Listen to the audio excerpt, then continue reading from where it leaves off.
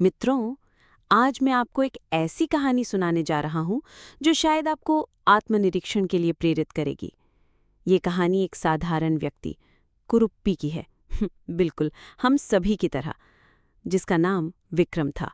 लेकिन ये विक्रम कोई साधारण व्यक्ति नहीं था।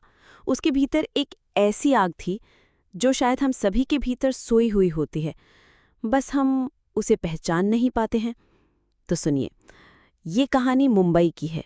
रात अपनी धुन में मगन, चकाचौंध और कहीं-कहीं अंधेरे में छिपी गहरी खामोशी। विक्रम, हमारा नायक, एक बैंक में क्लर्क था। सोचिए, एक मामूली सा नौकर, एक मामूली सी जिंदगी, लेकिन उसकी आंखें हमेशा कुछ बड़ा देखती थी, कुछ ऐसा जो शायद उसके हाथ नहीं आ रहा था। उसकी पत्नी प्रिया बड़ी हिम्मत वाली थी। वो हमेशा कहती, विक्रम, तुम्हारे अंदर वो आग है जो तुम दुनिया को दिखा नहीं रहे हो। और फिर एक रात उसके फोन पर एक अजीब सा मैसेज आया, एक अनजान सा। लिखा था, क्या तुम अपनी किस्मत बदलना चाहते हो? 34 degrees 7 minutes 2 seconds N, 74 degrees 40 minutes 52 seconds east, इस जगह पर मिलो ठीक आधी रात को। विक्रम का दिल धक धक करने लगा। ये जगह थी कश्मीर में एक दूर का बर्फीला पहाड़, जिसे लोग अनाम शिखर कहते थे। वहां पहुंचने का कोई रास्ता नहीं था, सिवाय अपनी जबरदस्त इच्छा शक्ति के।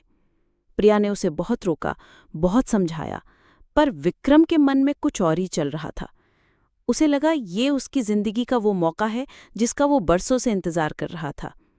अगले ही दिन उसने बैंक से छुट्टी ली और निकल पड़ा कश्मीर की ओर, एक अनजानी राह पर। कश्मीर पहुंचने पर विक्रम को ये एहसास हुआ कि अनाम शिखर पर पहुंचना लगभग असंभव था। कोई भी ठेकेदार या गाइड उस रास्ते पर जाने के लिए तैयार नहीं था। एक बूढ़े गाइड ने यहां तक कहा था, जनाब, वो शिखर शापित है, वहां जो भी गया वापस नहीं आया। पर विक्रम का मन अड़ा हुआ था। उसे लगा उस शिखर पर कुछ तो है जो उसे अंदर से बुला रहा है। उसने खुद ही रास्ता बनाना शुरू किया। बर्फीली हवाएं उसके बदन को चीर रही थी। हर कदम पर खतरा था, मौत का खतरा। कई बार वो फिसला, कई बार ऐसा लगा कि अब जान चली जाएगी। पर हर बार उसके दिमाग में प्रिया के शब्द गूंज उठते, तुम्हारे अंदर वो आग है, वो आग। और जैसे जैसे वो ऊपर चढ़ता गया, उसे अजीब अजीब चीजें दिखने लगी। जमी हुई परछाइयां, फुसफुसाती आवाजें और कहीं कहीं खून के धब्बे। उसे लगा कोई उसका पीछा कर रहा है, कोई और ही शक्ति जो उसे आगे बढ़ने से रोकना चाहती है। रहस्य गहराता जा रहा था। हर पल 3 दिन और 3 रात की उस अथक यात्रा के पश्चात विक्रम आखिरकार अनाम शिखर के करीब पहुंच गए। वहां का दृश्य किसी और ही दुनिया का था। चारों ओर बर्फ से ढके पहाड़ और सामने एक विशाल काली गुफा थी। गुफा के मुहाने पर एक पुराना शिलालेख था, जिस पर संस्कृत में कुछ लिखा हुआ था।